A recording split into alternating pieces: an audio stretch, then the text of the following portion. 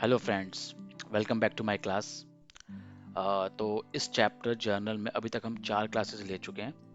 ठीक है, maximum concept खत्म कर दिया है, सारी मैक्सिमम ट्रांजैक्शंस हमने खत्म कर दी कि किसको कैसे जनरलाइज करना है। आज की क्लास लास्ट है। हम आगे की कुछ ट्रांजैक्शंस देखेंगे, थोड़ा थोड़ा कंसेप्ट भी नया आएगा आपके लिए। बस आपको वो देखना है, समझना है और उसके हिसाब से प्रैक्टिस करनी है। ठीक है, सो लेट्स स्टार्ट। दोस्तों, लास्ट क्लास तक हमने 3 क्वेश्चंस कर दिए थे। ठीक है, जिसमें आपको इंसॉल्वेंट का कंसेप्ट समझाया था, बैड डेब्ट का, बैड डेब्ट रिकवर्ड का, ड्राइंग्स का, ये सब समझाया था ना। तो आज हम अगले क्वेश्चन से करते हैं प्रैक्टिस। ठीक है, question 4। Pass necessary journal entries for the following transactions. Year 2023 है। First transaction, July 1, cash deposited in bank 50,000। हाँ दोस्तों, जो सिंपल सी ट्रांजैक्शंस होंगी सो मैं उनको जनरलाइज नहीं करूंगा, मतलब उनकी एंट्री नहीं करके दिखाऊंगा क्योंकि टाइम वेस्ट होगा उससे। वो आप खुद करते रहना। इशू हो तो मुझे आप कमेंट्स में लिख देना, मैं दोबारा डिस्कस कर लूंगा उस पर। ठीक है, जो थोड़ी नई टाइप की एंट्री होगी, नया मतलब थोड़ा कंसेप्ट होगा, वही मैं समझाऊंगा और फिर आपका ये पूरा मामला सेट हो जाएगा। तो कैश डिपॉजिटेड इनटू बैंक है, सिंपल सी एंट्री है कि बैंक अ, की गले में कैश पड़ा था शॉप के। ठीक है, तो मालिक ने बोला यार चलो यार ये कैश अब आ गया है, इसको बैंक में जमा कराए थे। तो ये तो बिजनेस की एंट्री है, ना तो ये कैपिटल की एंट्री, ना ये ड्राइंग्स की एंट्री, ना कुछ भी नहीं है ना। तो सीधी इसकी एंट्री होगी, कहाँ पैसा आ रहा है, बैंक में। तो बैंक क्या हो जाएगा, डेबिट, क्योंकि एसेट है तो बढ़ गई डेबिट हो गया, रियल है तो बढ़ गई डेबिट हो गया, और कैश जा रहा है तो क्रेडिट हो गया। तो bank account debit to cash, तो ये सिंपल सी एंट्री है। ठीक है, तो इसको मैं नहीं दिखा रहा करके। दूसरा है कैश विड्रॉ फ्रॉम बैंक 15,000। ठीक है, ये भी सिंपल ऊपर जैसी एंट्री है, बट उसका रिवर्स होगा।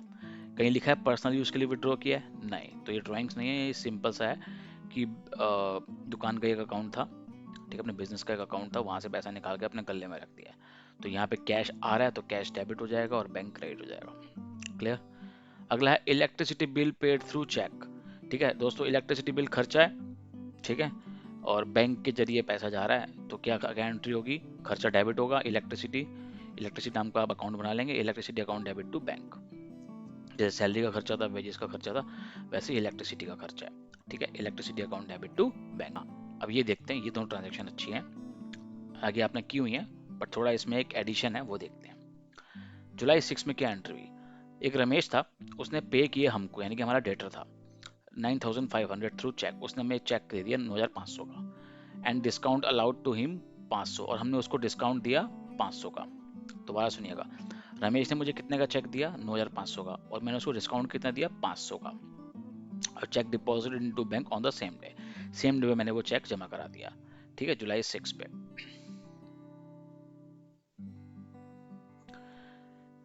रमेश ने मुझे रमेश मेरा डेटर है, उसने मुझे 9,500 रुपये दे दिए। तो मेरा बैंक चेक से दिए और मैंने सेम डेट पे डिपॉजिट कर दिया बैंक में, तो मेरा बैंक बढ़ गया, एसेट बढ़ गई। तो bank account debit, debit side में लिखेंगे 9,500। ठीक है, अब दोस्तों ये लिखा है कि हमने उसको डिस्काउंट भी दिया है 500 का। याद है ना, कल क्लास में समझाया था, डिस्काउंट रिसीव, डिस्काउंट अलाउड। तो हमने अपने डेटर को बोला चल ठीक है, 10,000 देने थे उसने हमें टोटल, तो अभी 9,500 दे दे, 500 का डिस्काउंट ले ले जायश कर। तो हमने उसको डिस्काउंट दे दिया, अब हमने उसको डिस्काउंट अलाउ किया, so that is our loss. Loss, तो लॉस क्या होगा, इनकम क्रेडिट या डेबिट, डेबिट। तो डिस्काउंट अलाउड क्या हो जाएगा, डेबिट।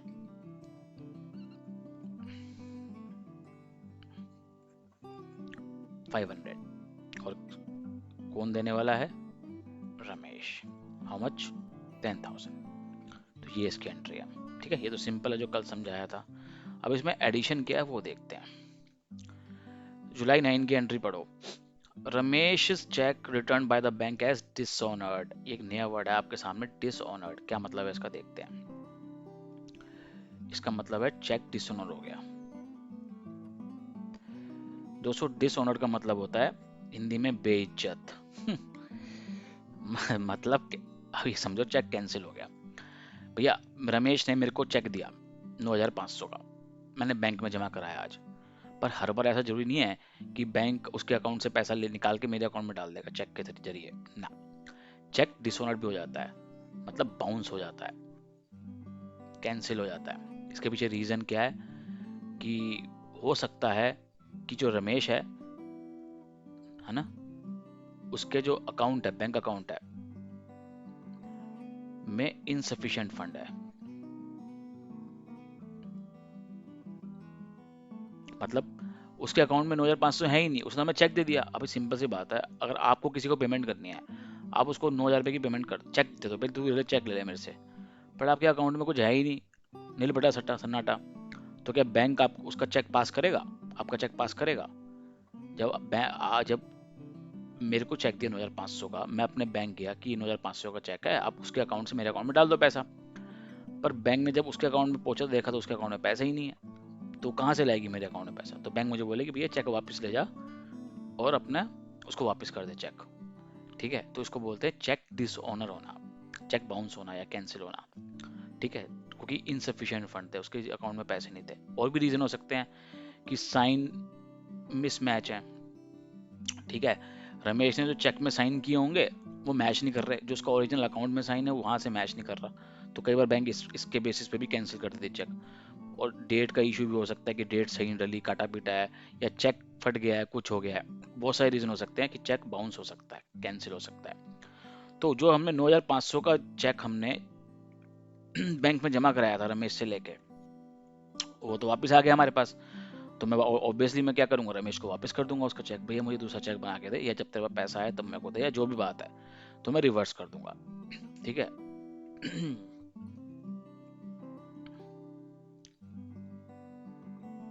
तो मैं क्या कर दूंगा, रिवर्स कर दूंगा।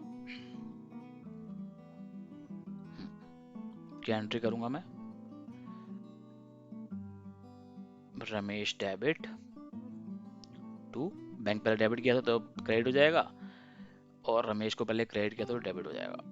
9,500, 9,500। ठीक है, इस तरीके से एंट्री है।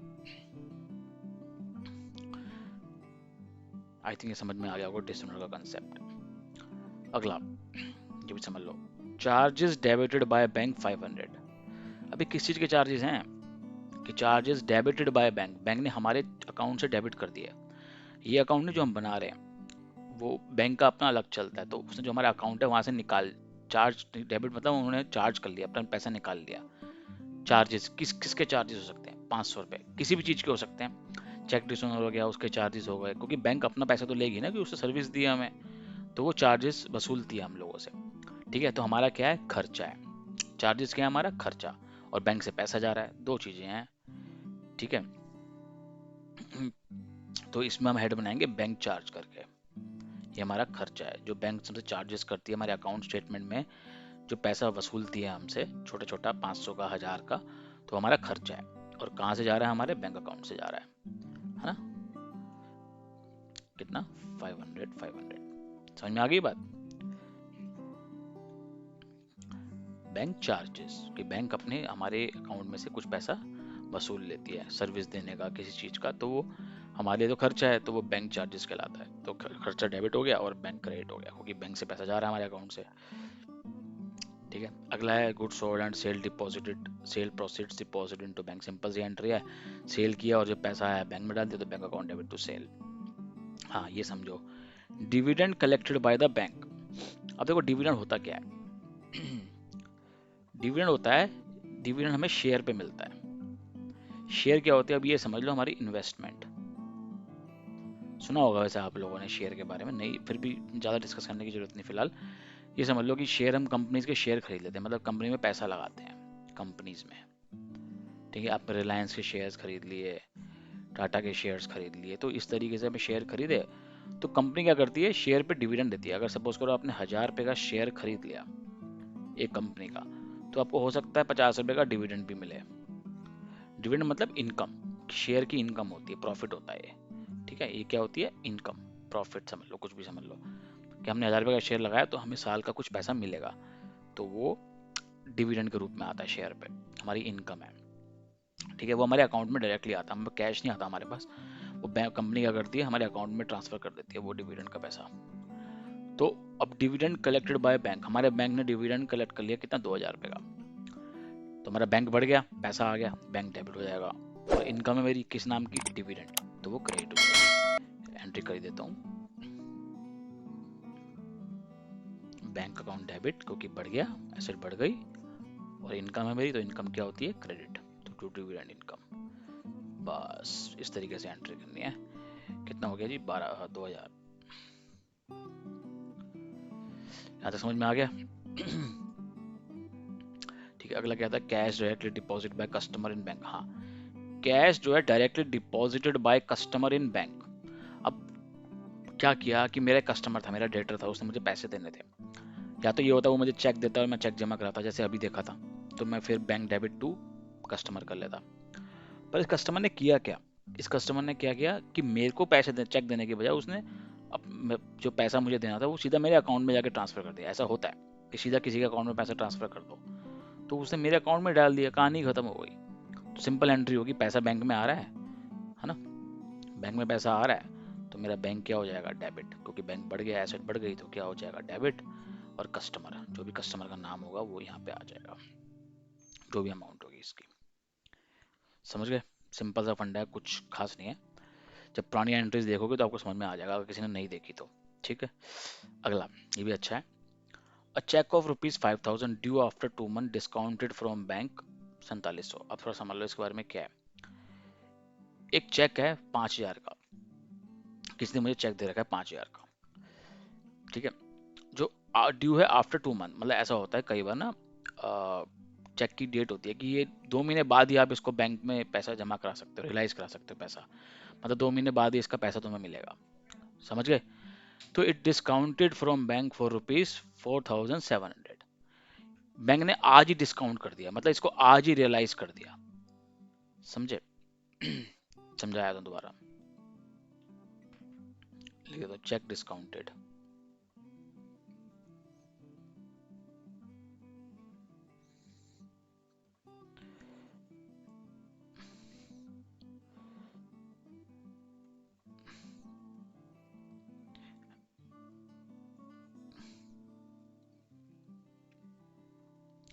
देखो, आज की डेट में मुझे चेक मिला, आज की डेट है सपोज 1 जनवरी, मुझे चेक मिल गया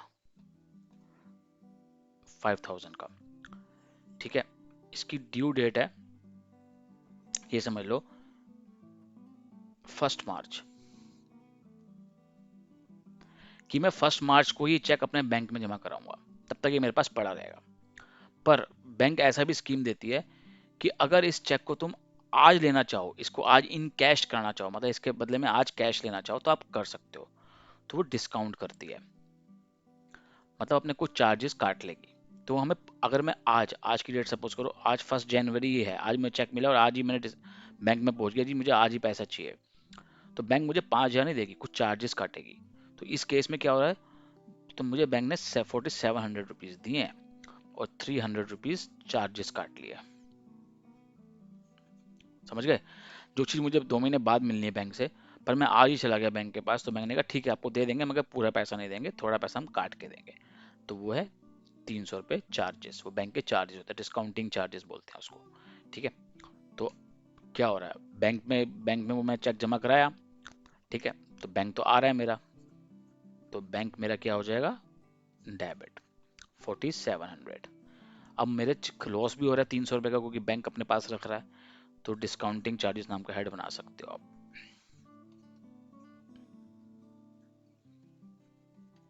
कितना, 300 डेबिट साइड में आ गया।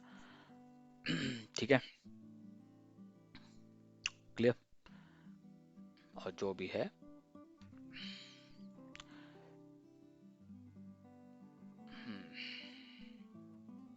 ठीक है, जो भी तुम्हारा कस्टमर है वो तुम्हारा क्रेडिट हो जाएगा 5000।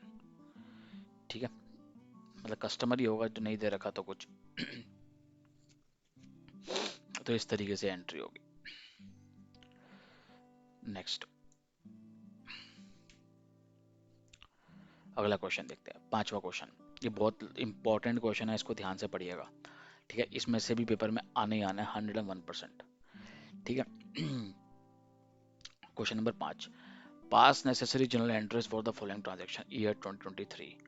1 अगस्त को क्या एंट्री हो रही है देखो, goods withdraw bye honour for personal use, ये तो पता, ये बताया था कल कि गुड्स विड्रॉ बाय ऑनर।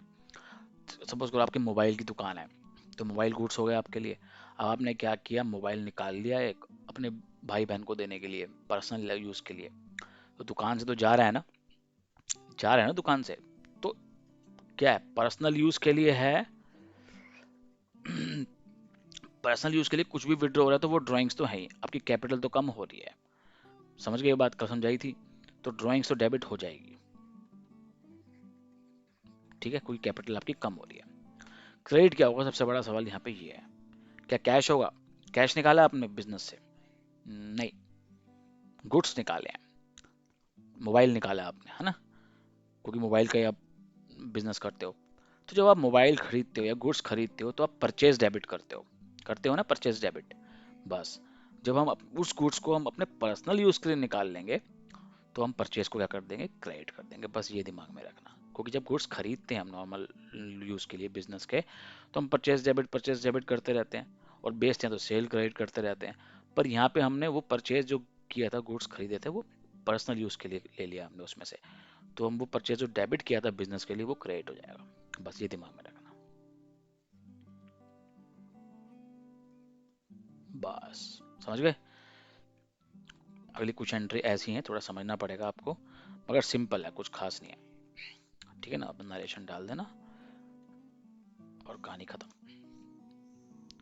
समझ गए ना, परचेज क्यों क्रेडिट किया, क्योंकि जब गुड्स खरीदे थे तो डेबिट किया था, अब जा रहा है तो क्रेडिट कर देंगे। अगला, गुड्स डिस्ट्रीब्यूटेड एज सैंपल। हाँ, ये क्या मतलब है, देखते हैं।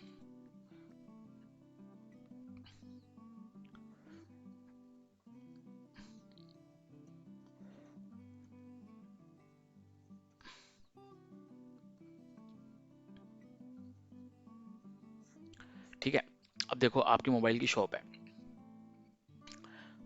अब आपको दुकान चलानी है, अभी नई शॉप है, तो आपने अपने कुछ मोबाइल जो हल्की कैटेगरी के होंगे, तो आपने वो डिस्ट्रीब्यूट कर दिया लोगों में, बांट दिए एज सैंपल के रूप में, मतलब एक एग्जाम्पल के रूप में कि भैया ये देखो, ये मेरा ऐसा मोबाइल होगा, मेरी कंपनी का, अगर आप इसे खरीदोगे तो, ठीक है, उनको बांट दिया जस्ट मार्केटिंग पर्पस से। किससे? मार्केटिंग पर्पस से। किस पर्पस से होता है? मार्केटिंग पर्पस से, ठीक है। समझ गए, या इसको एडवर्टाइजमेंट बोलो, बात एक ही है ना, एडवर्टाइजमेंट करने के लिए करते हैं हम अपनी। तो हमने गुड्स, बिजनेस के अपने गुड्स से मोबाइल थे वो डिस्ट्रीब्यूट कर दिए एज सैंपल, ठीक है। किस लिए किया हमने? एडवर्टाइजमेंट के लिए, मार्केटिंग के लिए। खर्चा है हमारा, खर्चा ही है ना भैया, हमने अपने मोबाइल 100 मोबाइल ला के रखे थे, मैंने एक मोबाइल ऐसी सैंपल के रूप में दे दिया, तो मेरा तो खर्चा है, क्योंकि मेरे को तो कुछ मिल थोड़ा ना रहा है उसका, एडवर्टाइजमेंट कर रहा हूँ, वो मैं एडवर्टाइजमेंट में खर्चे में इंक्लूड हो गया वो, है ना। तो खर्चा है, तो किस चीज़ का? एडवर्टाइजमेंट का। तो खर्चा क्या होता है जी? Debit, advertisement account debit. अब टू क्या होगा? कैश। क्या हम कैश दे के एडवर्टाइजमेंट कर रहे हैं टीवी पे अपने? नहीं, हम लोगों को फ्री सैंपल बांट रहे हैं कि देखो देखो मेरे दुकान का माल ऐसा है, मेरा माल ऐसा है। तो मेरा गुड्स ही तो चला गया, गुड्स लिया था तो परचेज की थी, अब चला गया तो, जैसे पहले वाले क्वेश्चन में किया, परचेज लिए, परचेज की थी तो डेबिट थी, अब वही गुड्स जा रहा है तो वो परचेज मेरा क्रेडिट हो जाएगा। बस, समझ गए? नहीं समझ में आया तो बताना मुझे। 8000 समझ लेना, अच्छी सी एंट्री पेपर में आएंगी आएंगी, ठीक है। हम बार बार परचेज क्यों क्रेडिट कर रहे हैं, क्योंकि गुड्स हमने लिए थे तो परचेज डेबिट किया था हमने, गुड्स का अकाउंट तो बनाया नहीं, तो परचेज डेबिट किया था। अब गुड्स जाएंगे तो हम परचेज क्रेडिट करेंगे, सिंपल। जब सेल करते हैं तो सेल का हेड आता है, क्योंकि उसमें प्रॉफिट मार्जिन भी ऐड होता है।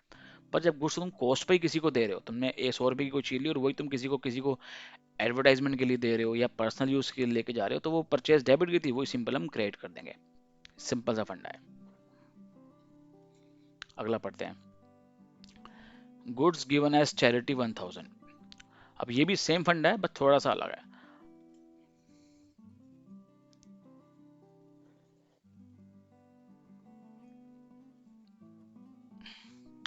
चैरिटी मतलब दान। आपने क्या किया, आपके पास बहुत सारे मोबाइल हैं, मोबाइल की शॉप है, तो आपने किसी आपने देखा कि यार दो तीन गरीब बच्चे हैं, इनको ऑनलाइन क्लासेस की जरूरत है, ठीक है, तो इनको थोड़ा मोबाइल बांट देते हैं, है ना, आपने दान किया, तो खर्चा ही है आपका एक टाइप से, चाहे भले ही कैश दे रहे हो, अपना सामान उठा के दे रहे हो ना, तो चैरिटी के लिए गए हो तो चैरिटी नाम का अकाउंट बना लो, खर्चा ही है ये भी, तो चैरिटी अकाउंट डेबिट, खर्चा तो डेबिट हो गया। और क्या जा रहा है, परचेस डेबिट किया था तो परचेस क्रेडिट हो जाएगा। बस ये परचेस डेबिट क्रेडिट का समझ लेना फंडा। कितना है जी, 1000, समझ गए, तीनों ट्रांजेक्शन में परचेज क्रेडिट हो रहा है, क्योंकि हमारे गुड्स जितनी कॉस्ट पे लिए थे हम उतना ही कॉस्ट पे दे रहे हैं, चाहे वो पर्सनल यूज के लिए लेके जा रहे हो, चाहे वो चैरिटी के लिए दे रहे हो, या फिर एडवर्टाइजमेंट के लिए as a free sample distribute कर रहे हो। ये फंडा यहाँ फिट कर लेना इसको, ठीक है जी। अब देखते हैं, goods destroyed by fire 1200। Destroyed by fire का क्या मतलब है,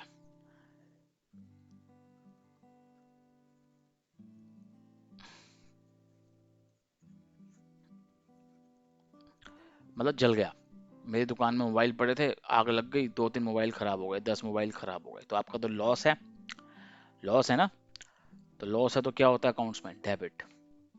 तो हाँ, हेड बना लो आप या अकाउंट बना लो, लॉस बाय फायर, दिखाने के लिए कि लॉस हुआ है आग की वजह से, तो वो मेरा डेबिट हो गया। क्रेडिट क्या होगा, कैश, क्या कैश जला है आपका, नहीं, जो परचेज की थी सामान वही जल गई, तो मेरे परचेज तो कम हो गई, तो परचेज मैंने क्या कर दी, क्रेडिट कर दी। समझ में आ रहा है, लॉस डेबिट होगा और परचेज क्रेडिट होगा।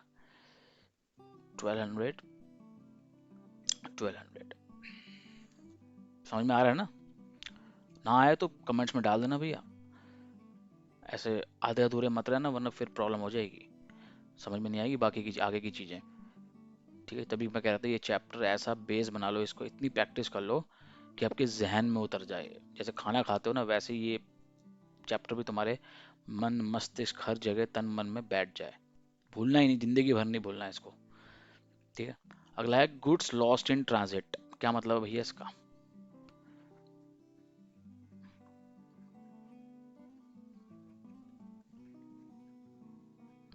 लॉस्ट मतलब खो गया, ये तो समझ गए ना आप, ये नहीं लॉस हो गया हमारा, ट्रांजिट मतलब रास्ते में, सैनिक कहने का मतलब ये है कि हमारा सामान कहीं से आना था, हमने कहीं से परचेज किया, कहीं दूसरी स्टेट से परचेज किया सामान, रास्ते में क्या हो रहा था कि ट्रक ट्रक चोरी हो गया, या गिर गया कहीं सामान, कुछ हो गया, तो लॉस इन ट्रांजिट मतलब रास्ते में खो गया, तो ये भी तो लॉस ही है, लॉस ही तो है, जैसे आग लग गई तो वो भी लॉस है, तो ये भी लॉस है, तो लॉस डेबिट होगा, loss in transit account debit. क्या कैश गुड्स ही तो है जो परचेज की थी वही तो खत्म हो रही है हमारी, तो परचेज क्रेडिट होगी, सिंपल। 600, ठीक है जी। हम्म, अगला, समझ गया ना, ये सारी एंट्री में परचेज क्रेडिट हुआ है, क्यों हुआ है, क्योंकि परचेज डेबिट की थी, और वही सामान हमारा कॉस्ट वाला सामान था, जिस कीमत पे लिया था वही कीमत पे चला गया, चाहे पर्सनल यूज के लिए, चाहे जल गया खप गया, या एडवर्टाइजमेंट करवा दी, या चैरिटी दे दी, कुछ भी किया, तो परचेज डेबिट की थी तो यहाँ परचेज क्रेडिट हो जाएगी, बस ये समझ लो, ठीक है।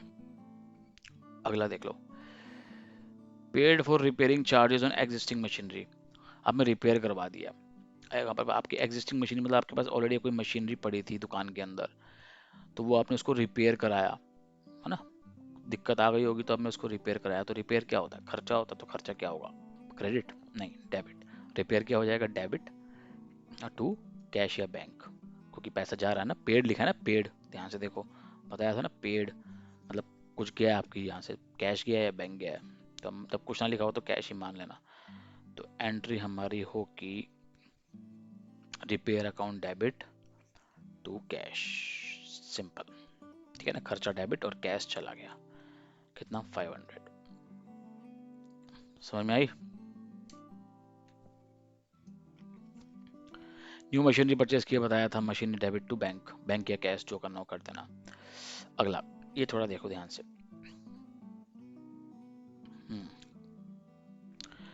Paid freight and carriage on machinery 2000 along with installation 2500, ठीक है। बताया तो, फ्रेट मतलब जो भाड़ा होता है, जब आपने एक मशीनरी परचेज करी, बड़ी सी मशीनरी होगी वो, ठीक है, तो अब हाथ में अपने शोल्डर्स में उठा के तो लाओगे नहीं आप बाहुबली की तरह, है ना। तो ऑब्वियसली बात है, आप ट्रक वगैरह करोगे या बड़ा सा कुछ रिक्शा करोगे या कुछ करोगे, है ना, टाटा एस करोगे, सामान लाने के लिए लोडिंग लोड करवाओगे, तो भाड़ा दोगे ना।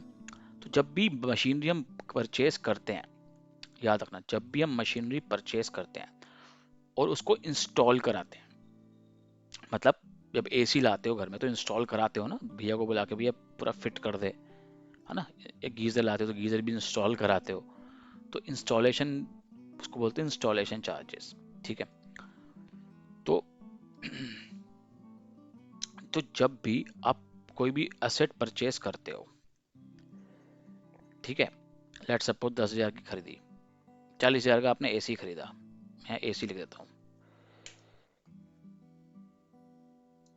ठीक है, आपने एसी खरीदा एयर कंडीशन 40,000 का, ठीक है। रिक्शे वाले को, रिक्शे में आया ये, रिक्शे वाले को आपने 500 रुपये दिए दुकान से यहाँ तक लाने का। फिर इंस्टॉलेशन, वैसे तो फ्री होती है बट समझ लो कि आपने पैसे दिए, 500 रुपये और दिए, ठीक है। तो आप अपनी बुक्स में जो एसी एसी की जो वैल्यू रखोगे वो सिर्फ 40,000 रखोगे क्या? आपको टोटल कितने की पड़ी? जब तक ये रेडी टू यूज होगा, मेरे वर्ड पे मेरे शब्दों को ध्यान देना, रेडी टू यूज, अगर सीधा मैं एसी पैकेट में और लाके यहीं रख दूंगा तो कुछ यूज है उसका? जब तक उसका इंस्टॉलेशन नहीं होगा प्रॉपर, दीवार पे फिट नहीं होगा, विंडो पे फिट नहीं होगा, तब तक यूज नहीं कर सकूंगा। तो इंस्टॉलेशन तक का जितना भी खर्चा होता है वो असेट की वैल्यू में ही ऐड हो जाता है। दोबारा सुन लो, इंस्टॉलेशन तक का जितना भी खर्चा होता है वो सारा मशीन की वैल्यू में ही ऐड होता है, असेट की वैल्यू में ही ऐड होता है। तो यहाँ मेरे एसी की कॉस्ट जो मेरी बुक्स में रिकॉर्ड होगी, मतलब जो मैं जिस को अमाउंट से मैं एसी को रिकॉर्ड करूंगा अपने बुक्स में, वो मेरा 40,000 नहीं होगा, 5 और 5 मेरा पूरा 41,000 होगा। ये मेरी एक्चुअल कॉस्ट होगी एसी की। ये फंडा दिमाग में रखना, समझ गए? तो इस क्वेश्चन में है क्या, फ्रेट एंड कैरीज दिए, ठीक है, 2,000 रुपये, अलोंग विद इंस्टॉलेशन चार्जेस 2500 रुपये, इंस्टॉलेशन के 2500 भी दिए और भाड़ा भी 2,000 का दिया है, ठीक है। और कौन सी मशीनरी पे? ये जो 12 अगस्त को खरीदी थी 50,000 की, समझ गए, 50,000 की जो खरीदी थी। तो हम ये एंट्री 12 अगस्त को ना करके ना हम 13 अगस्त को कर सकते हैं,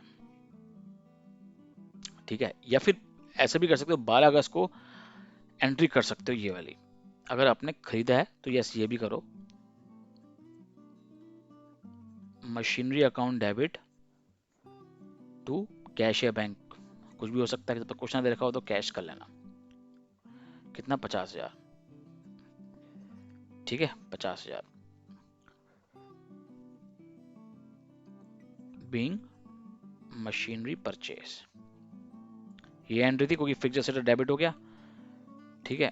अब 13 अगस्त को अगले दिन, ये तो दुकान अभी तक हमने खरीदी है, पैसा दे दिया दुकानदार को तो हमने एंट्री कर दी, पर अभी तक ये मशीनरी दुकान पे ही है।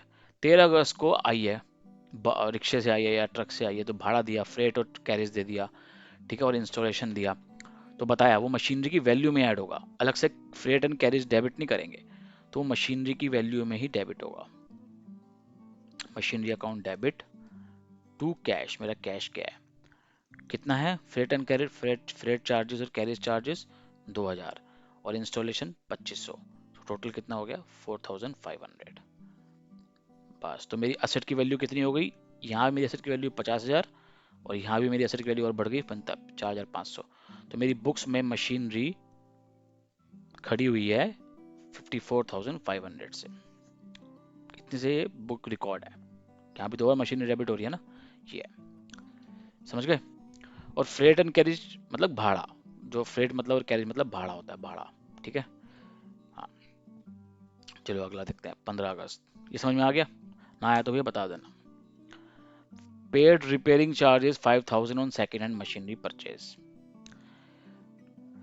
एक ऊपर भी बताया था कि paid for repairing charges for existing machine 500, एक मशीन मेरे पे ऑलरेडी पड़ी थी उसको मैंने रिपेयर कराया, थोड़ा मोटा खर्चा आ गया, तो मैंने वो क्या किया था, रिपेयर डेबिट टू कैश, यही किया था ना, कि खर्चा है नॉर्मल सा तो मैंने कर दिया डेबिट। पर एक मैंने सेकेंड हैंड मशीनरी परचेज करी है आज ही, लेट सपोज, ठीक है, सेकेंड हैंड मशीनरी।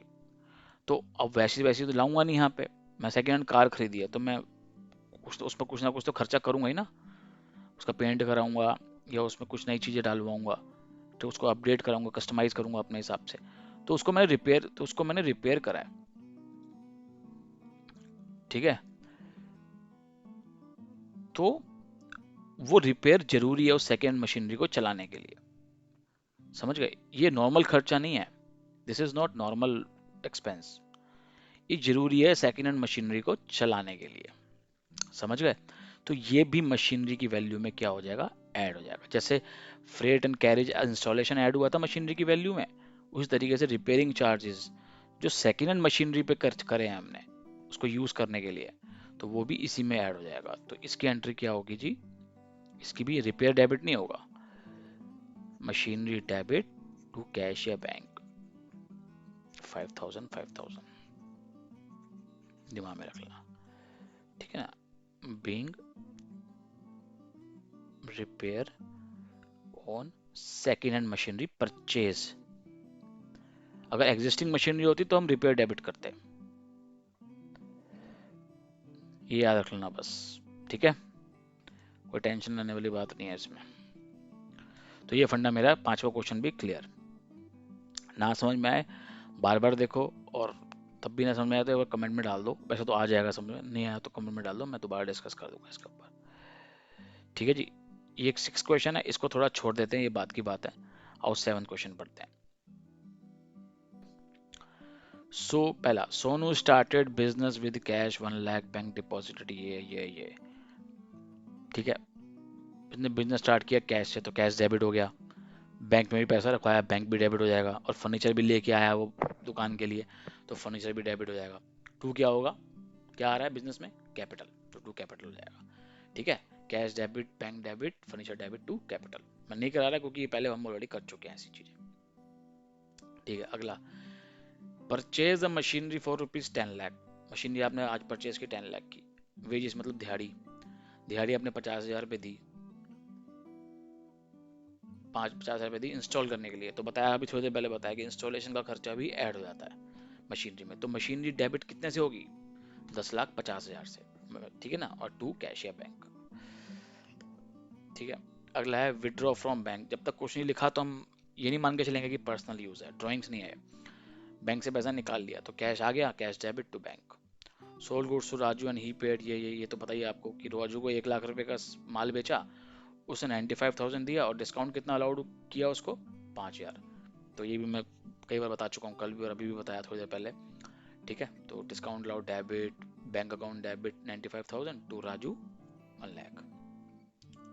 अगला, goods purchase from Mamta trader इतना, अगेंस्ट अ चेक ऑफ इतना and balance to paid later, क्या मतलब है इसका, गुड्स परचेज किए ममता से, परचेज किया गुड्स परचेज किए तो परचेज डेबिट होगा, ममता से कितना, 10 लाख रुपए का, ठीक है।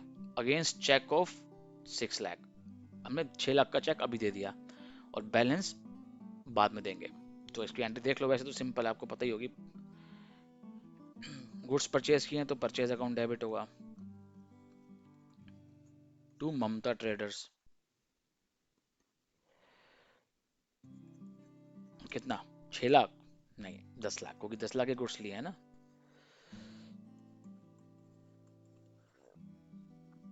अगली एंट्री, ममता को हाथ के हाथ हमने क्या कर दिया, goods purchase from Mamta trader 10 lakh रुपए, अगेंस्ट चेक ऑफ 6 लाख, हाथ के हाथ हमें 6 लाख रुपए दे दिए, तो ममता दीदी को हमने क्या किया, हाथ के हाथ 6 लाख रुपए दे दिए to bank account, Mamta debit to bank, कितना, 6 लाख, और बाकी का क्या खा गए हम, नहीं, बैलेंस टू पेड लेटर, बाद में देना है, तो उसकी एंट्री होगी नहीं, जब देंगे तब एंट्री करेंगे उसकी, ठीक है, सिंपल सा है।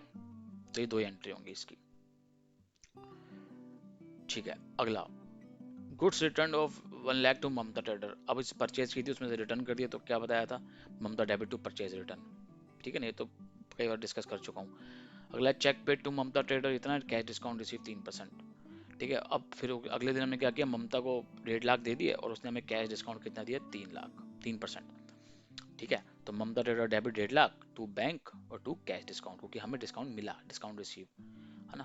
तो 1.5 लाख का 3% होगा, वो डिस्काउंट रिसीव में क्रेडिट हो जाएगा, और टू बैंक जो माइनस करके आएगा वो चेक हो जाएगा। मैं नहीं करा रहा क्योंकि मैं ऑलरेडी करा चुका हूँ ये सारी चीज़ें, तो दोबारा टाइम लगाने की जरूरत नहीं है।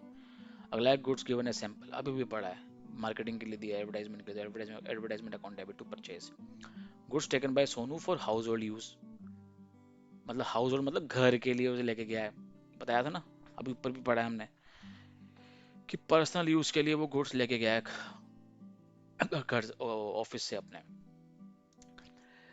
तो drawings debit, purchase credit, simple, क्योंकि गुड्स लेके गया है।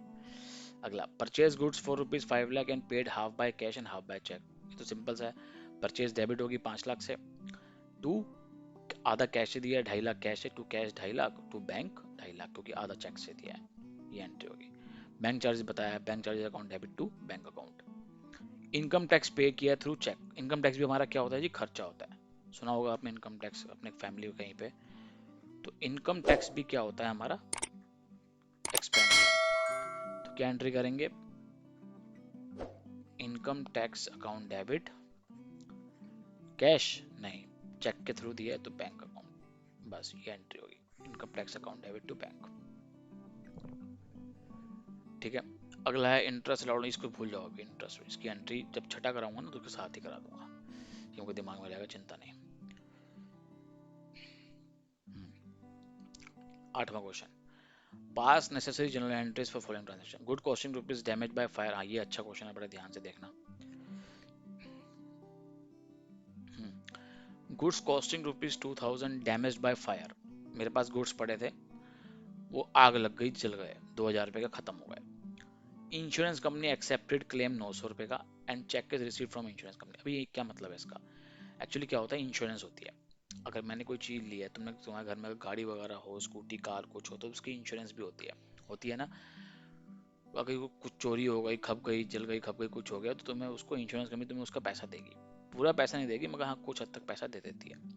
तो इसकी एंट्री कैसे करनी है वो देखते हैं। सबसे पहले goods costing rupees damage by fire, ठीक है, और इंश्योरेंस कंपनी ने क्या बोला कि आप 2,000 का तो आपका सामान खराब हो गया जल के, मगर मैं आपको सिर्फ 900 दूंगी, और उससे चेक भी रिसीव हो गया, उसने क्लेम एक्सेप्ट कर लिया, मतलब ठीक है, क्लेम हमें डाला कि हमें 2,000 रुपये चाहिए, उसने कहा ठीक है मैं पैसे तो जरूर दूंगी, एक्सेप्ट कर लिया, बट सिर्फ 900 रुपये। ठीक है, तो उसने सिर्फ 900 रुपये वो आपके वो है, तो इसकी एंट्री देख लो पहले step by step. Goods loss हुए हैं, है ना, बताया था पहले भी है, लॉस बाय फायर नाम का बनाएंगे, लॉस से डेबिट कर देंगे। ठीक है, कितना है,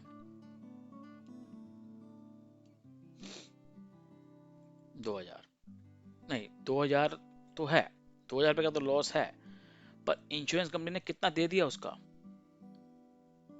कितना दे दिया, 900 रुपये, यानी कि नेट लॉस कितना है मेरा, नेट लॉस 2,000 माइनस 900, 1100, 1100 का मेरा नेट लॉस है, कि इतना मेरा एक्चुअल में लॉस हो गया, तो लॉस मेरा कितना हो जाएगा, 1100। ठीक है, टू परचेज, परचेज ही गुड्स गए ना हमारे, तो 1100। क्या इतनी एंट्री करनी है, नहीं, इंश्योरेंस कंपनी तो मुझे पैसा दे दिया, कितना, 900 रुपये दिया है ना, तो उसकी एंट्री भी तो करेंगे। क्या एंट्री करेंगे, bank account debit,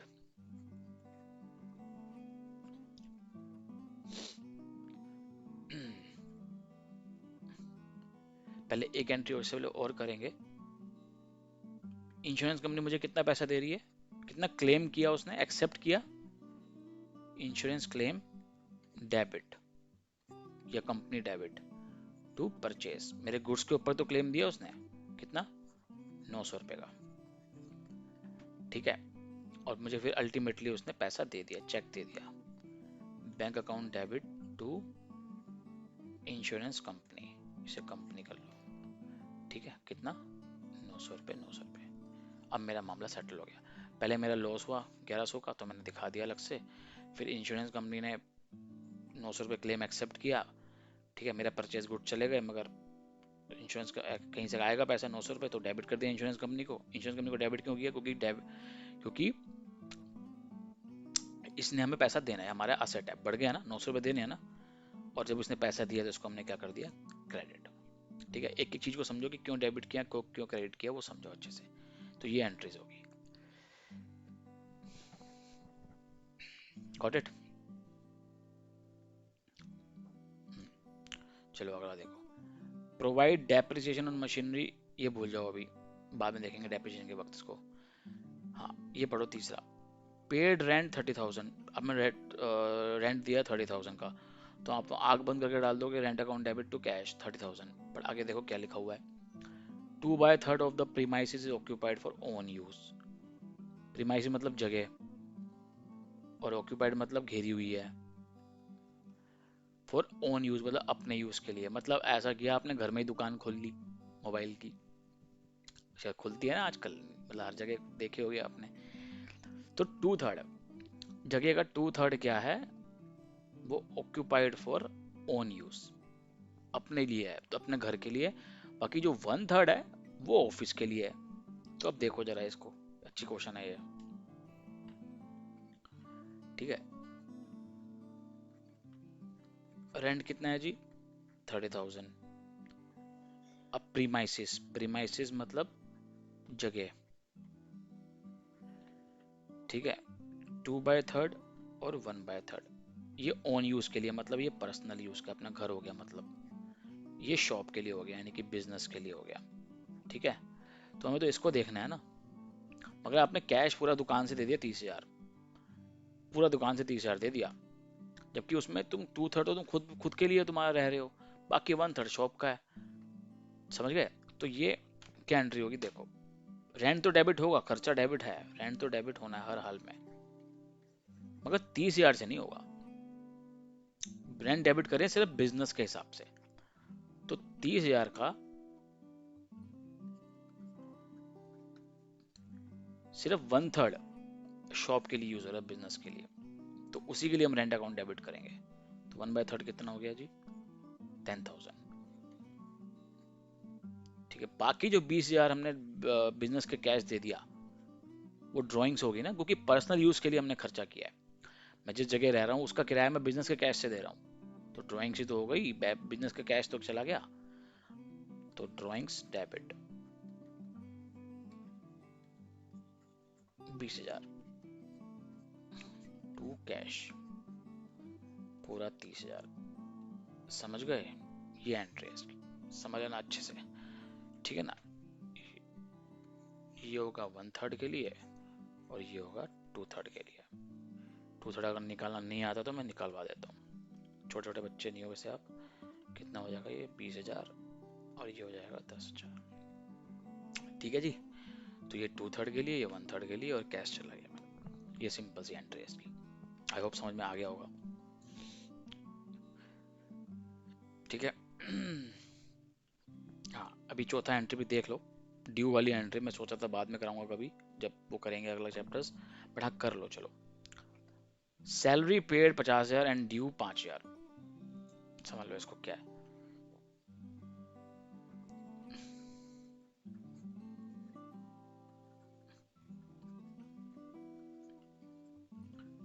and due कितना था? 5,000।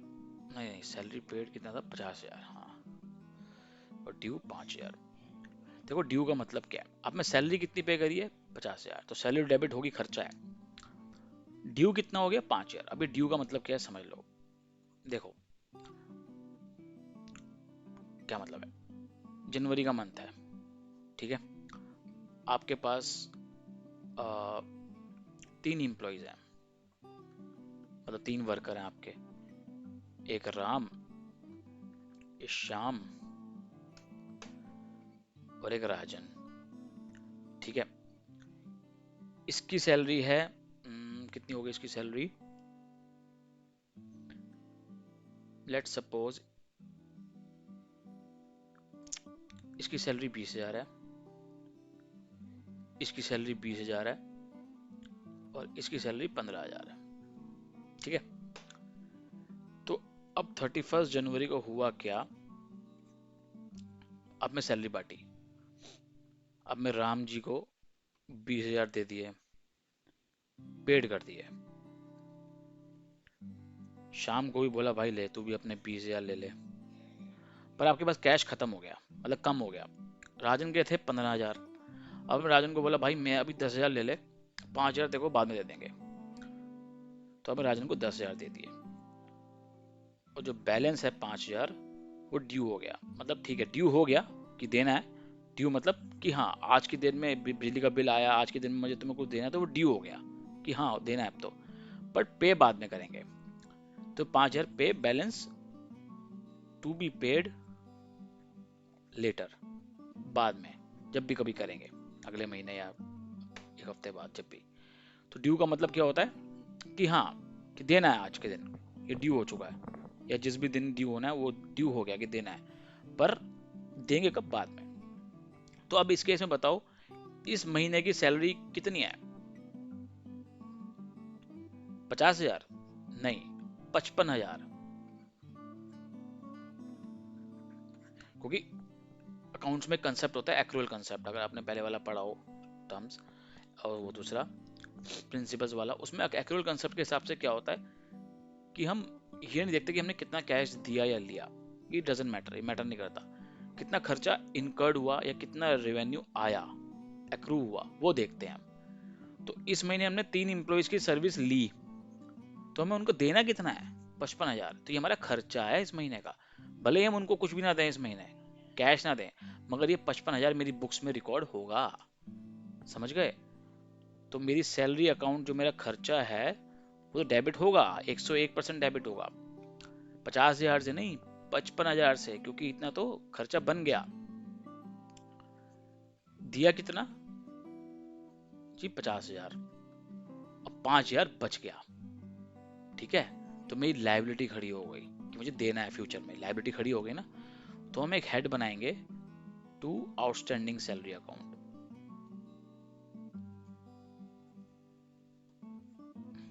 5,000। क्लियर? तो ये एंट्री होगी इसकी। सैलरी तो पूरी डेबिट होगी, खर्चा पूरा है क्योंकि 55,000 का, चाहे पहले दो ना दो वो तो डेबिट होगा एज पर एक्रूअल कंसेप्ट। मगर दिया कितना वो भी तो दिखाएंगे, 50,000, और कितना बच गया 5,000, मेरा ड्यू हो गया, मगर देना है मगर बाद में देंगे। तो उसके लिए मेरी लाइबिलिटी खड़ी हो गई। लाइबिलिटी क्या होती है, जब लाइबिलिटी बढ़ती है तो क्रेडिट होती है, तो इसलिए आउटस्टैंडिंग सैलरी को क्या कर दिया, क्रेडिट। एक नया हेड खोल लिया, आउटस्टैंडिंग सैलरी, ये मेरी लाइबिलिटी है। ठीक है, ये मेरी क्या है, लाइबिलिटी। और फंडा कंसेप्ट क्या है, जब लाइबिलिटी बढ़ती है तो क्या होती है, credit, as per modern approach, याद होगा आपको। तो ये फंडा है। ठीक है, अगर नहीं समझ में आया तो मुझे बताना, I will discuss later more on it. ठीक है, अगला देखिए, due cash from bank for office use, simple सा ही कर लोगे, रेंट पेड कर लोगे, पेड फॉर मोबाइल बिल और इंटरनेट फॉर ऑफिस यूज, ये भी कर लोगे। क्या मतलब है इसका, मोबाइल बिल और इंटरनेट आपने ऑफिस यूज के लिए दिया है 10,000, 10,000 रुपये। ठीक है, अपने वाईफाई वगैरह लगवाया, सब कुछ लगवाया, तो अब यहाँ पे हेड मोबाइल, मोबाइल एक्सपेंसेस हैं, मोबाइल का एक्सपेंस है मोबाइल बिल, तो मोबाइल एक्सपेंस नाम का हेड खोल लिया आपने, तो मोबाइल एक्सपेंस अकाउंट डेबिट। ठीक है, फिर आपने इंटरनेट लगवाया, वाईफाई लगवाया ऑफिस में, तो ये भी क्या हो जाएगा, खर्चा, तो डेबिट टू कैश या बैंक जो भी होगा, ये एंट्री होगी। समझ गए? मोबाइल का बिल है, मोबाइल का एक्सपेंस है, तो खर्चा क्या होगा, डेबिट। घर में इंटरनेट दुकान में इंटरनेट लगवाया तो वो भी उसका भी खर्चा डेबिट है। ठीक है, अगला पढ़ो, sold goods to Shraddha for 10,000 and Shraddha paid 8,000 in full settlement. ये कल कराया था मगर थोड़ा अलग वर्ड्स में लिखा हुआ है, वो समझते हैं। गुड्स बेचे हैं श्रद्धा को 10,000 रुपए के, श्रद्धा ने कितना पे किया, 8,000 इन फुल सेटलमेंट, मतलब खत्म, tata bye bye, full settlement मतलब सर निपटा दिया उसने, पूरा पूरा निपटा दिया, मतलब 10,000 की जगह उसने 8,000 देके निपटा दिया, कह जयराम जी की मैं इतने दे सकती हूँ। ठीक है, तो क्या एंट्री करेंगे, बैंक डेबिट होगा या कैश जो भी है, कितना, गुड्स बेचे थे श्रद्धा को कितने के, 10,000 के। ठीक है, मगर दिए किसने, कितने इसने, 8,000, है ना। पहले सेल की एंट्री कर लो, वो तुम्हें और क्लैरिटी आ जाएगी, सब मिक्सअप हो जाएगा वरना।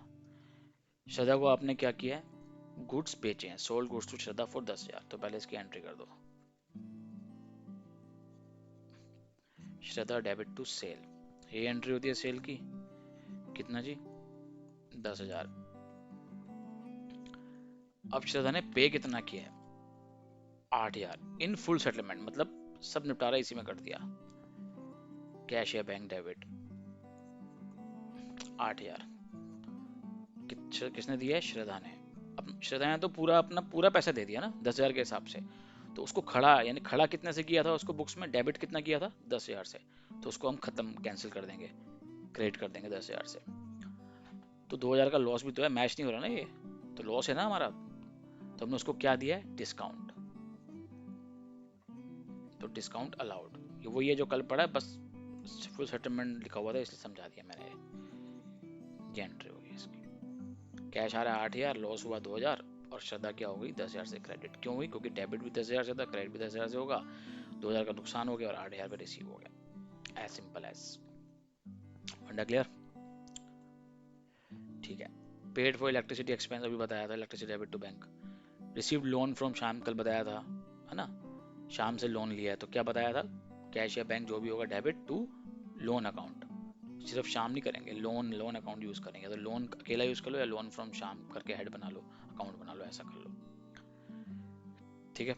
अब goods costing ₹5,000 were destroyed by fire, बगैर गुड्स वर नॉट इंश्योर्ड, मतलब इंश्योरेंस कंपनी से हमने इसकी इंश्योरेंस ली नहीं थी, और जब इंश्योरेंस नहीं लोगे तुम किसी चीज की और वो जल गया खप गया, तुम्हारा पूरा लॉस है वो, तो लॉस की एंट्री बताई थी क्या है, सिंपल सा है, goods by fire, loss by fire, debit to purchase account, पूरा 5,000 से, ठीक है, सिंपल एंट्री है। अगला sold goods for cash, cash debit to sale, इसमें तो कुछ नहीं है खास।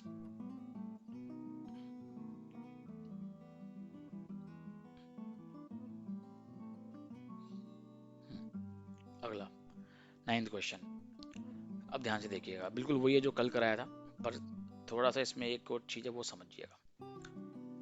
Sold goods to Kanta of the list price 1,30,000 less 20% trade discount and 2% cash discount and paid 30% by cheque, ठीक है, ये कराई देता हूँ, बस वही है जो कल कराया था, बस थोड़ा समझाने का तरीका थोड़ा सा इसमें एक चीज है वो देखनी है।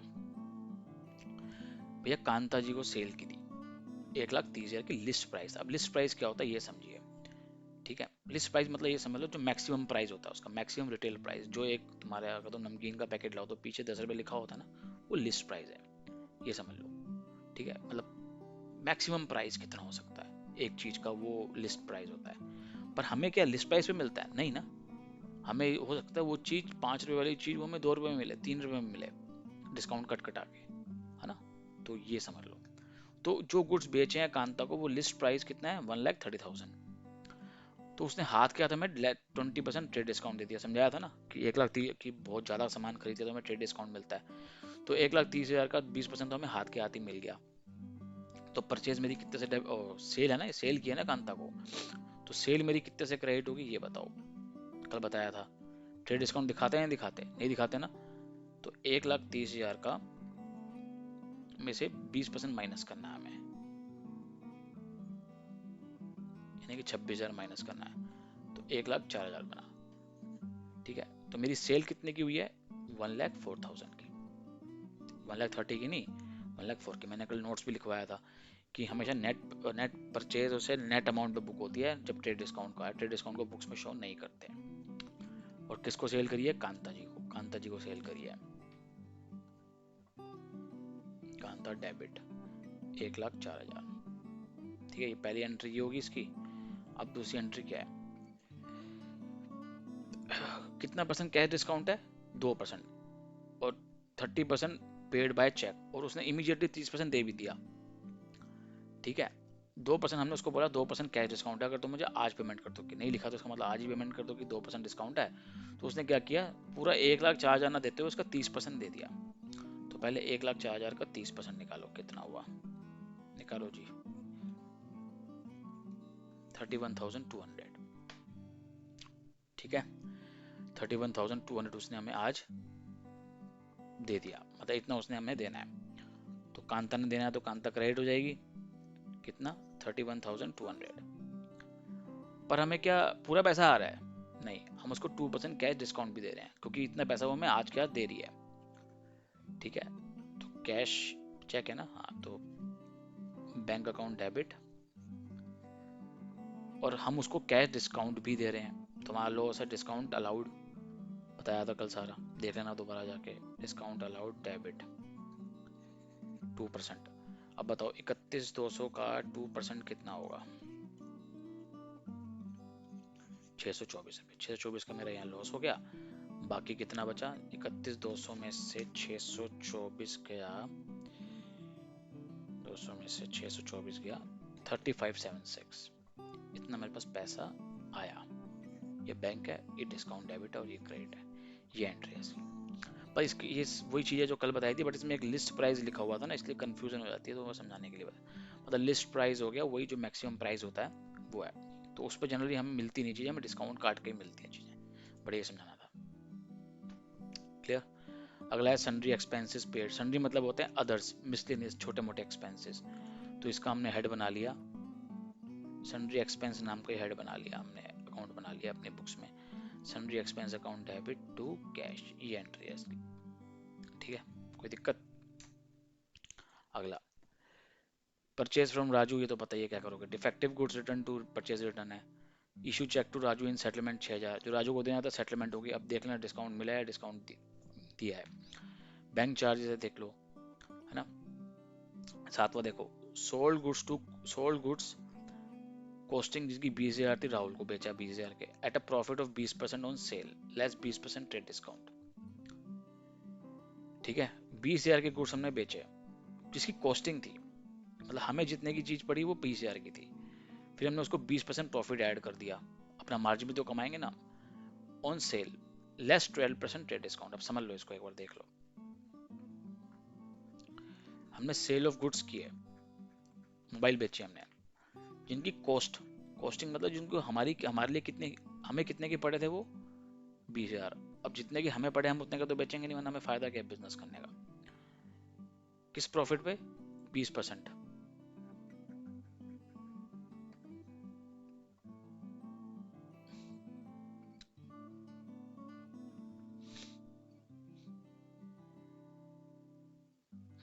प्रॉफिट कितना है?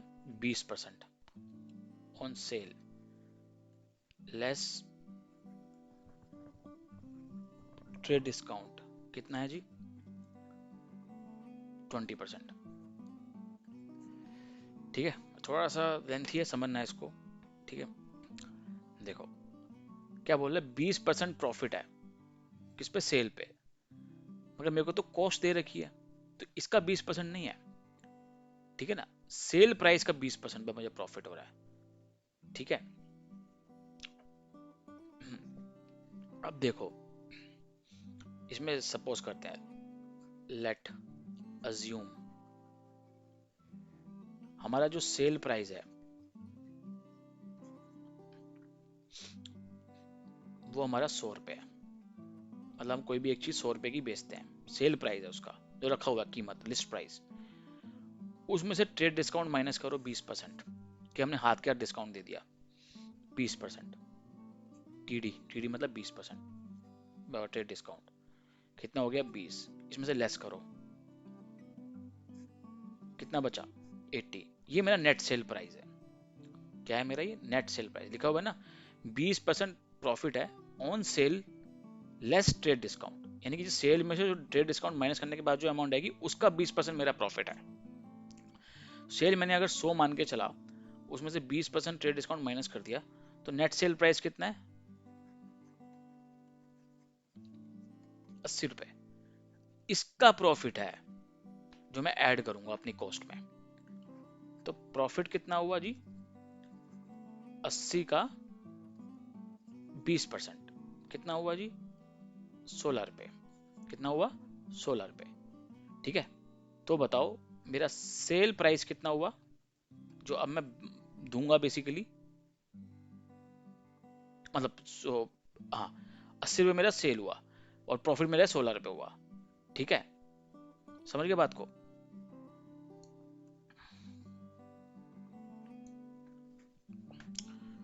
तो अब ये देखो,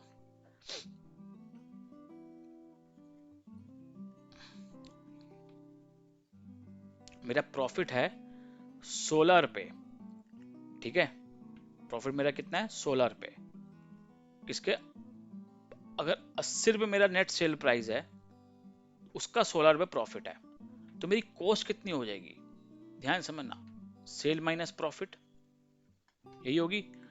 सेल कितनी थी 80, 16 माइनस प्रॉफिट कर दिया, कितना बचा 64 रुपीज, ये मेरी क्या है कॉस्ट है।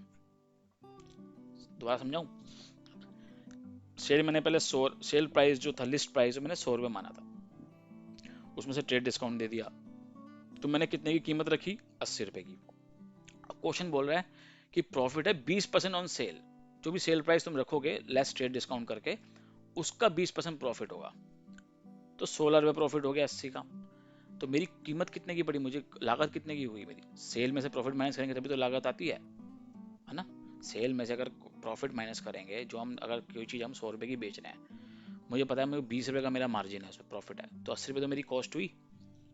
या ये समझ लो 80 रुपए की मैं कोई चीज़ लाया, मैं 20 रुपए उसमें और ऐड कर दिए, तो मैं कितने की बेच रहा हूँ 100 रुपए की। चाहे ऐसे पकड़ो कान या ऐसे पकड़ो, बात एक ही है। तो ये वाली बात है, प्रॉफिट मैंने निकाल लिया, सेल मेरी कितनी थी 80 रुपए की, प्रॉफिट कितने का था 16 रुपए का, तो मेरी कॉस्ट कितनी हो गई 64 रुपीज की। यहाँ तक फंडा समझ में आ गया, ठीक। तो अब क्वेश्चन पे आ जाओ, क्वेश्चन में कॉस्टिंग कितने की दे रखी है गुड्स की 20,000 रुपए की, और मैं 100 रुपए के हिसाब से कितनी कॉस्टिंग मानी थी 64 रुपए की, समझ गए। और प्रॉफिट कितना था 20% on sale less trade discount 20%, समझ गए। तो तो ये 20,000,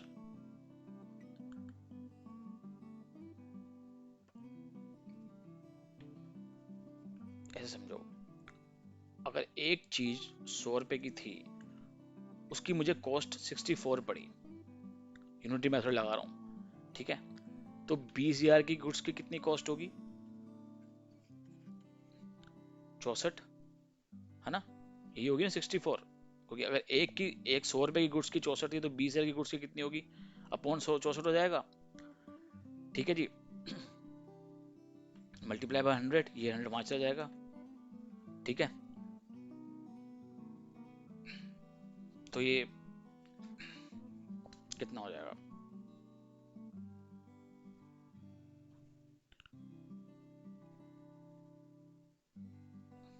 ये हो गया मेरा 31,200 500, ये मेरा सेल प्राइस है।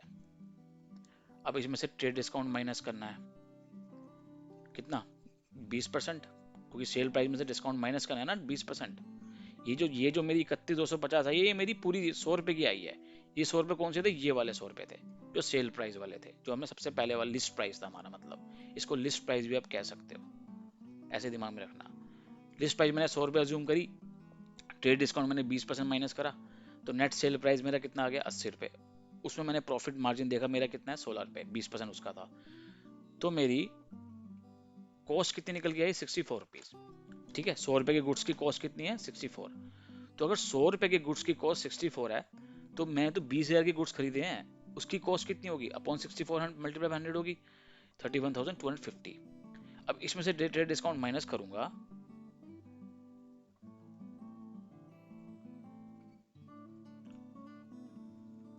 25,000, ये मेरा एक्चुअली सेल प्राइस है, नेट सेल प्राइस।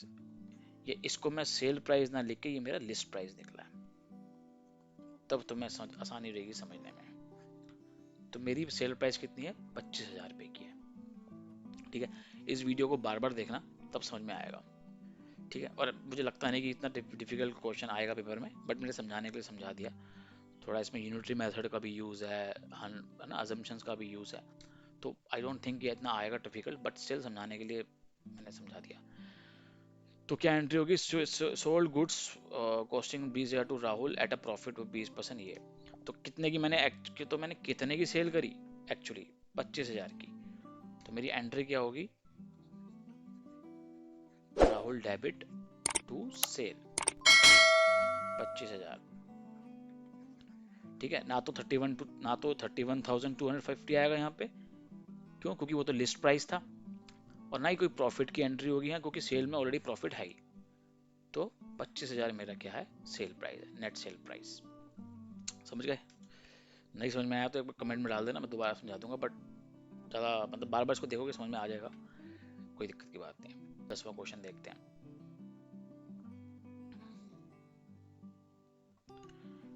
हम्म, राम बिकेम इंसॉल्वेंट, वही दिवालिया हो गया, कल बताया था ना। और compensation of 80 paisa in a rupee was received from his official receiver, he owed 20,000। He owed 20,000 मतलब उसने हमें 20,000 देना था, पर कितना वो दिवालिया हो गया, कंगाल हो गया, कितना दे पाया? 80 पैसा इन अ रुपी, यानी कि 80% दे पाया। 20,000, 1 रुपये में 80 पैसा देगा तो 20,000 में कितना होगा? 16,000। तो 16,000 डेबिट कैश, और लॉस क्या है हमारा? Bad debt. तो बैड डेप डेबिट कितना होगा? 4,000 टू राम कितना? 20,000। कल बताया था, वही है। अगला है रेंट ड्यू टू लैंडलॉर्ड। ठीक है, अब ये देख लेते हैं ड्यू वाली एंट्री।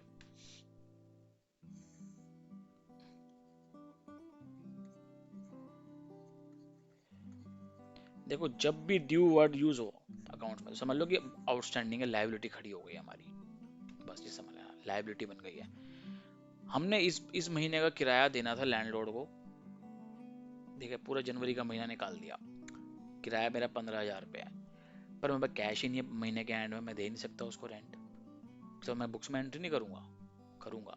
खर्चा तो है मेरा एज पर एक्रूअल कंसेप्ट, जैसे सैलरी डेबिट करनी तो रेंट भी डेबिट करेंगे, तो रेंट तो मेरा डेबिट होगा ही होगा। ठीक है, कितने का था? 10,000। 10,000 डेबिट होगा टू कैश, कैश करेंगे, पैसे दे रहे हैं हम नहीं ना, ड्यू हो गया है, अभी लाइबिलिटी खड़ी हो गई है। तो हम एक और हेड बनाए, एक और अकाउंट बनाएंगे, आउटस्टैंडिंग रेंट अकाउंट। 10,000 जैसे सैलरी में बनाया था ना, salary account debit to outstanding salary account, उसी तरीके से रेंट में बनाएंगे, rent account debit to outstanding rent account. Liability खड़ी हो गई, लाइबिलिटी बढ़ गई तो हमारी क्या हो जाएगी? क्रेडिट, ये हमारी लाइबिलिटी है। ठीक है, भूलना मत इसको। अगला सैलरी ड्यू टू स्टाफ, बताया था, सैलरी तो खर्चा डेबिट तो होगा, salary debit to outstanding salary 12,000, ये एंट्री होगी। गुड कॉस्टिंग रुपीज 1,000 पे गिवन एज चैरिटी, ये बताया था। पेड इनकम टैक्स बताया था, अभी छोड़ दो, इंटरेस्ट ऑन ड्राइंग।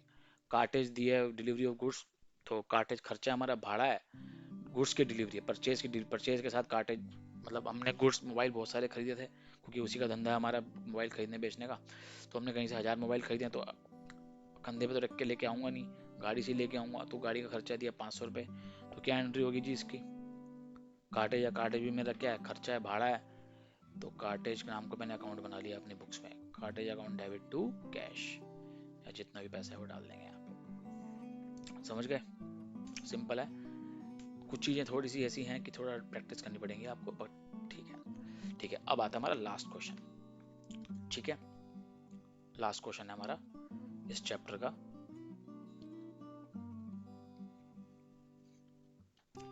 देखो, हमेशा याद रखना, जितनी भी असेट्स होती हैं, ठीक है, इन सब का डेबिट बैलेंस होता है, यानी कि डेबिटेड होती हैं। ठीक है, पता ही है ना आपको क्यों होती है? थोड़ा सा एग्जांपल देता हूँ। आपने अगर ट्रेडिशनल मेथड से जाओ तो रियल अकाउंट में क्या रूल होता है? What comes in debit, what goes out credit. जो सामान आ रहा है डेबिट हो जाएगा, चाहे मशीनरी आए, पंखा आए, टेबल आए, कुछ भी आए, वो सब डेबिट होगा। ठीक है, तो इसलिए डेबिट बैलेंस होता है। अगर मॉडर्न अप्रोच के साथ समझो, उसमें क्या था, जब असेट्स बढ़ती हैं, मैंने इंक्रीज इन एसेट्स, तो वो क्या होती हैं? डेबिट। तो एसेट बढ़ती हैं तो क्या होती है? डेबिट। यानी कि बिजनेस के अंदर जब भी असेट्स आ रही हैं या बढ़ रही हैं तो वो डेबिट ही होती हैं, तो इसलिए इनका डेबिट बैलेंस होता है। ठीक है, और जो लाइबिलिटी होती है उसका हमेशा क्या होता है? Credit balance. जो देना है, उधारी है, वो हमारा क्रेडिट होती है। बताया था ना, जब लाइबिलिटी बढ़ती है तो क्या होती है? क्रेडिट होती है। ठीक है, किसी से किसी को हमने देना होता तो हम क्रेडिट करते हैं। आउटस्टैंडिंग सैलरी बनाया था, salary account debit to outstanding salary, वो लाइबिलिटी हमारी क्रेडिट कर दिया। Rent account debit to outstanding rent, credit कर दिया, है ना। तो लाइबिलिटी हमारी क्या होती है? हमेशा क्रेडिट बैलेंस। और कैपिटल, बिजनेस के लिए जब कैपिटल आती है तो क्या एंट्री करते हो? अगर कोई ओनर कैश लगा रहा है बिजनेस में तो क्या एंट्री करते हो? Cash account debit to capital, तो कैपिटल का भी क्या होता है, क्रेडिट बैलेंस होता है। क्रेडिट द गिवर, ओनर का नाम लिखते नहीं हम, तो हम सीधा कैपिटल नाम यूज करते हैं, तो इसलिए इसका क्रेडिट बैलेंस होता है। बस ये याद रखना, असेट का डेबिट बैलेंस होता है, लायबिलिटी का क्रेडिट बैलेंस होता है, और कैपिटल का भी क्रेडिट बैलेंस होता है। ठीक है, इसको ध्यान में रखते हुए हम लास्ट क्वेश्चन करते हैं। देखो, on 1 April 2023 the position of Mahesh bros which are as follows. Mahesh bros मतलब एक बिजनेस है जिसकी बुक्स के बारे में बात हो रही है यहाँ पे। ठीक है, ऑन 1 अप्रैल पोजीशन, इसकी पोजीशन दे रखी है। पोजीशन मतलब होता है असेट और लायबिलिटी कहाँ कितने रुपए से खड़े हुए हैं हमारी बुक्स में, ये मतलब होता है पोजीशन का। ठीक, पास द ओपनिंग एंट्री, हमें क्या करना है, ओपनिंग एंट्री पास करनी है साल की शुरुआत की, ओपनिंग जर्नल एंट्री।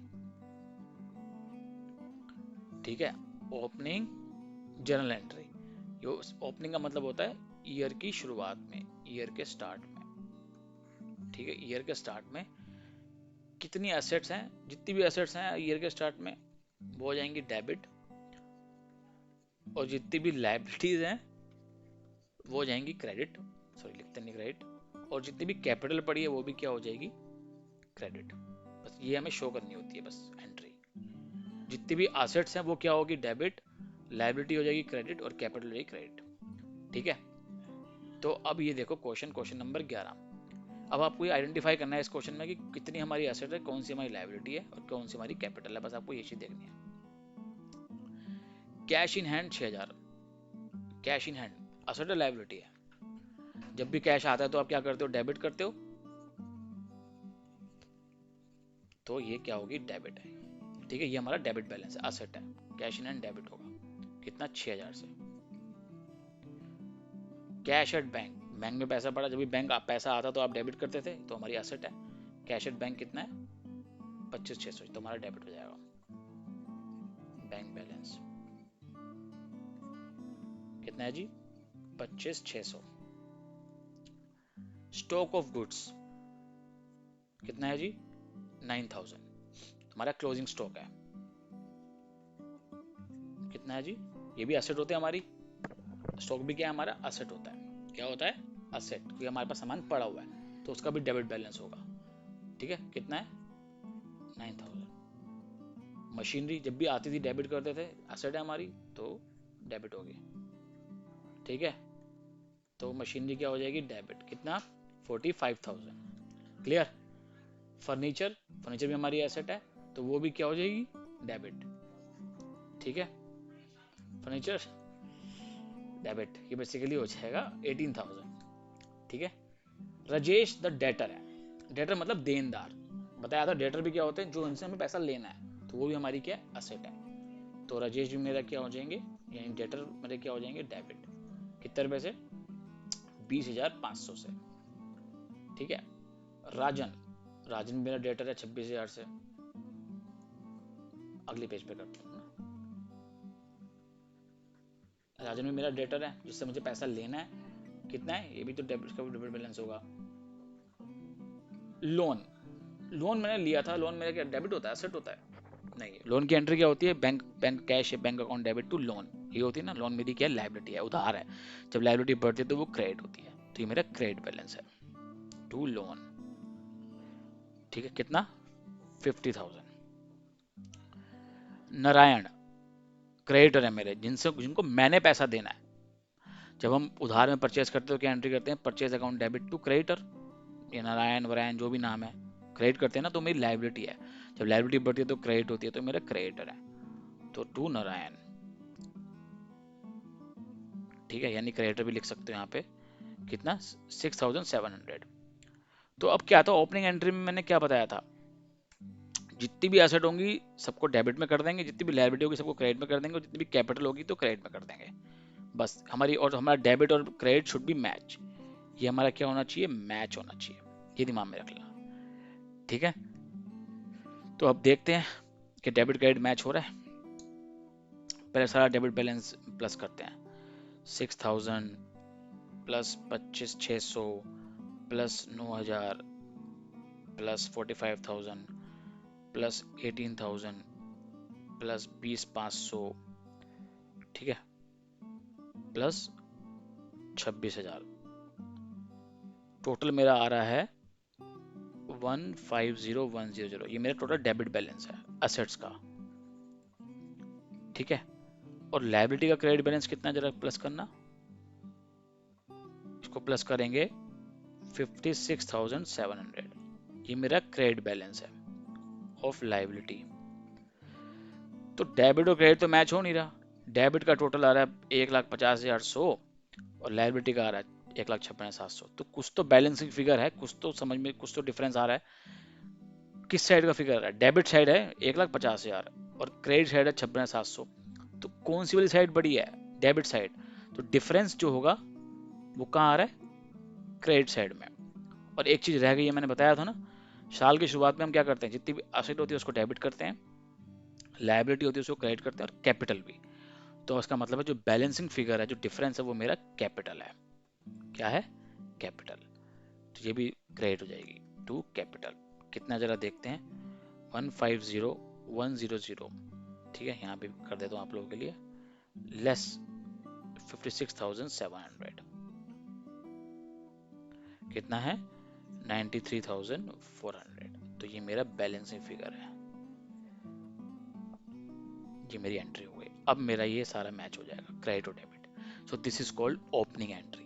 क्या बोलते हैं इसको? ओपनिंग एंट्री की असेट डेबिट कर देंगे, लायबिलिटी क्रेडिट कर देंगे और कैपिटल क्रेडिट कर देंगे। क्वेश्चन जब भी आएगा ओपनिंग एंट्री का, तो एक ना एक चीज नहीं दे रखी होगी, या तो असेट में कुछ नहीं दे रखा होगा तो वो डेबिट साइड में जाएगा, अगर क्रेडिट साइड ज्यादा होगी तो डेबिट साइड में वो डिफरेंस जाएगा, और अगर डेबिट साइड ज्यादा है, क्रेडिट साइड में कुछ कमी है, तो वो क्रेडिट साइड में कोई ना कोई फिगर होगी, और मोस्ट प्रोबेबली वो कैपिटल ही होगा, ठीक है। तो ये हमारी ओपनिंग एंट्री थी।